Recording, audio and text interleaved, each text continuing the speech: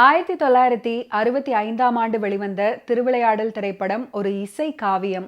அதிகம் சமூக படங்கள் மட்டும் வெளிவந்து, குறிப்பாக நாத்திக கருத்துகள் அதிகம் வரக்கூடிய திரைப்படங்கள், அவற்றில் பகுத்தறிவு நாயகர்கள் ஆதிக்கம் செலுத்திய வேளையில் புராண கதைகள் மீண்டும் படமாக வந்தால் வெற்றி பெற முடியுமா அப்படின்ற ஐயம் அனைவருக்கும் மேலோங்கி இருந்தபோது, சிவபெருமானின் 64 திருவிளையாடல்களாக கருதப்படும் நிகழ்வுகளில் ஒரு 4ஐ மட்டும் சிறப்பாக சொல்லி அற்புதமாக செய்திருப்பார்கள் இந்த படத்துல. இந்த படம் வெற்றி பெற்றதால் மீண்டும் புராண படங்கள் வர ஆரம்பித்தன. அந்த வகையில் இது ஒரு ட்ரெண்ட் செட்டர் அப்படின்னே சொல்லலாம். திருவிளையாடல் படத்தின் வசனங்கள் ஒளிபெருக்கியில் ஒலிக்காத ஊர்கோவில் திருவிழாக்களே இல்லை அப்படின்னு சொல்லும் அளவுக்கு இந்த படத்தின் வசனங்கள் பட்டி தொட்டி வரை செல்வாக்கு பெற்றவை. படத்தின் பெரும் பலமே வசனங்கள் தான். இப்போதும் அதன் பிரகாசம் குறையாமல் இருக்கின்றன. ரசிகர்களை சிலிர்க்க வைத்தன அப்படின்னே சொல்லலாம். ஊருக்கு ஊர், கோவிலுக்கு கோவில், தெருவுக்கு தெரு, கோவில் விழாக்களிலும் கல்யாண வீடுகளிலையும் திருவிளையாடல் ஒளிச்சித்திரம் போடுவார்கள். குழாய் ஸ்பீக்கருக்கு அருகே 10-15 பேர் உட்கார்ந்து கொண்டும் வீட்டு வாசல்ல உட்கார்ந்து கொண்டும் கதையை கேட்டார்கள், கேட்டுக்கொண்டே இருந்தார்கள். திருவிளையாடல் படத்துக்கு வசனம் எழுதியவருக்கும் வசனம் பேசியவருக்கும் கூட மறந்து போயிருக்கலாம்.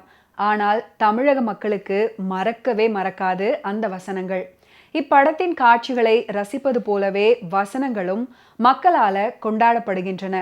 பழந்தமிழ் இலக்கியத்தை ஒரு சிறந்த திரைப்படமாக உருவாக்கி மக்களிடம் கொண்டு சேர்க்க முடியும் அப்படின்னு நிரூபித்து காட்டியவர் ஏபி நாகராஜன் அவர்கள். நடிகர்கள் எல்லாம் மிக பிரபலமான நடிகர்கள்.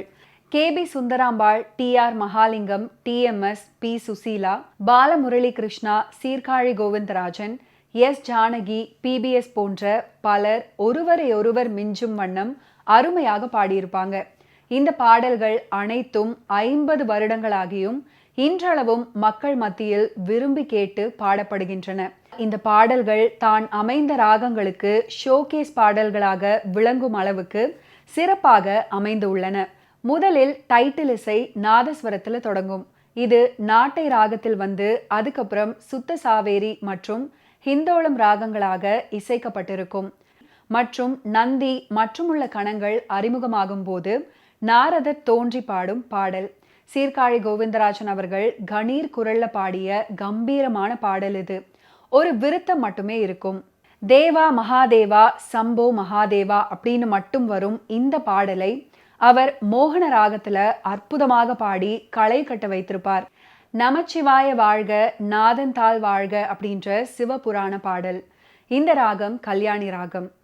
அதுக்கப்புறம் பார்வதி பாடிய ஈசனடி போற்றி எந்தையடி போற்றி அப்படின்னு வரும் ரேவதி ராகம். இந்த பாடலை அற்புதமாக பாடியிருப்பாங்க P சுசீலா. நாரதர் சிவபெருமானிடம் கொடுத்த ஞானப்பழம் பெறும் முயற்சியில் தன் அண்ணன் கணேச பெருமானிடம் தோல்வி கண்ட முருகன் தன் தாய் தந்தை மற்றும் அனைவரின் பேரிலும் கோபம் கொண்டு கைலை மலையை விட்டு நீங்குகிறான்.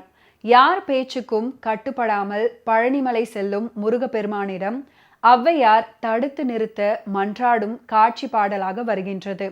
அப்படி அவர் பாடும் முதல் பாடல் ஒரு ராக மாளிகை. அடுத்து கம்பீரமான கண்ணதாசன் பாடல் பழம் நீயப்பா ஞான பழம் நீயப்பா. இது அமைந்த ராகம் சண்முக பிரியா. கண்ணதாசன் அவர்கள் எழுதிய இந்த பாடலின் வரிகள் ஒவ்வொன்றும் தக்ஷனின் மகளாக பார்வதி தாக்ஷாயணி அப்படின்ற பெயர்ல வரும். பார்வதி அவர்கள் சிவபெருமானின் கட்டளையை மீறி தோல்வி அடைந்து திரும்பி வந்தபோது சிவனுக்கும் பார்வதிக்கும் ஏற்படும் கருத்து வேறுபாட்டால் சிவ அகோர தாண்டவம் நடக்கிறது. அப்போது வரும் இசை சுபபந்து வராளி மற்றும் பாகேஸ்ரீ. அதுக்கப்புறம் சிவன் கோபம் நீங்கி பார்வதியை மீண்டும் தன்னுடன் இணைத்து கொள்ளும் படலம்.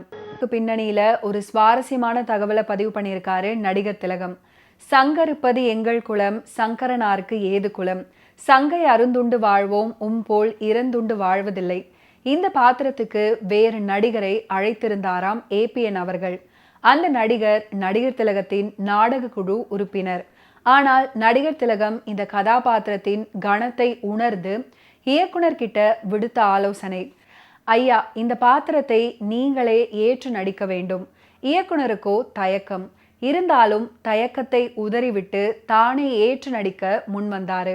நமக்கு காலத்தால் அழிக்க முடியாத சிறந்த காட்சியும் கிடைத்தது. திருவிளையாடல் திரைப்படத்துக்கு பின்னணியில பல சுவாரஸ்யமான செய்திகள் இருக்கு. வடநாட்டு ஃபிலிம்ஃபேர் பத்திரிகையின் 1965ஆம் ஆண்டின் சிறந்த தமிழ் படமாக தேர்ந்தெடுக்கப்பட்டது. சிவலீலா அப்படின்ற பெயர்ல நாடகமாக நடிக்கப்பட்டு அதுக்கப்புறம் படமாக்கப்பட்டது. சிறந்த மாநில மொழி படங்களுக்கான 2 விருதுகள்ல ஒன்றாக தேர்ந்தெடுக்கப்பட்டு சான்றிதழ் பெற்ற நிகழ்ச்சியில நடிகர் திலகம் சிவாஜி கணேசன் அவர்களுடைய ஃபிலிம் கெரியர்ல நடந்த பல இன்ட்ரெஸ்டிங்கான விஷயங்களை நீங்க பார்த்து தெரிஞ்சிருப்பீங்க. மீண்டும் அடுத்தடுத்த எபிசோட்ஸ்ல சந்திப்போம். நன்றி, வணக்கம்.